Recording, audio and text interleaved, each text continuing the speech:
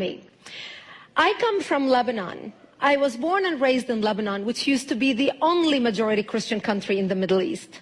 We were open-minded, we were fair, we were tolerant, we were multicultural. We prided ourselves in our multiculturalism. We had open border policy. We welcomed everyone to come to our country because we wanted to share with them the westernization which we had created in the heart of the Arabic world.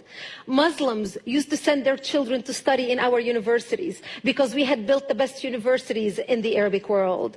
They graduated and worked in our economy because we had built the best economy in the Middle East, even though we did not have any oil.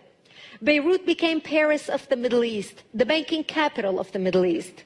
In 1965, National Geographic magazine had on its front cover, Lebanon, Eden of the Middle East. Unfortunately, all this began to change as the years went by. See, we got our independence in the early 40s. But by the 60s and 70s, the Christians had become the minority and the Muslims had become the majority in Lebanon.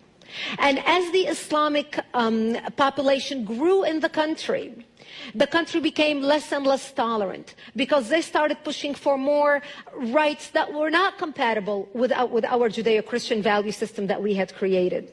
And that's when the problems started.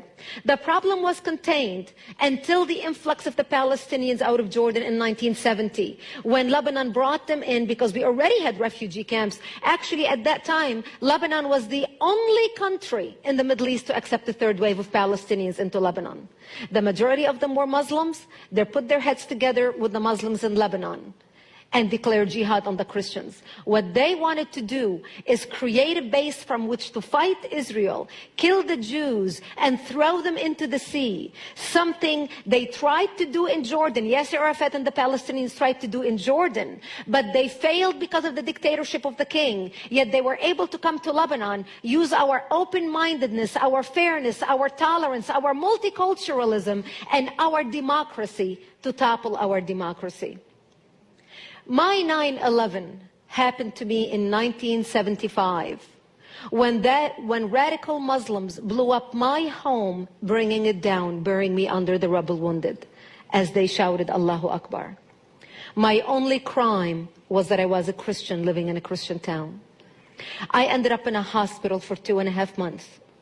And as I laid in a hospital bed, hooked up to IVs in both arms, I would ask my parents, why did they do this to us? Why did they attack us? And my father would tell me, because we are Christians, the Muslims consider us infidels and they want to kill us. So I knew since I was a 10-year-old child that I am wanted dead simply because I was born into the Christian faith and lived in a Christian town. This is something so foreign to Christians in America. Because in America, our idea of persecution is, oh, I took my Bible with me to work today and people looked at me funny. That's our idea of persecution. Where I come from, our idea of persecution is they want to walk into this church and start shooting at you and killing you. Just like what they're doing in Iraq right now, just like what they're doing in Egypt right now, just like what they're doing in Syria, just like what they did in Lebanon. Actually, what launched the all-out war in Lebanon was 4 Muslims walked into a church service on a Sunday morning just like this and started shooting at people. That's what started the Lebanese civil war.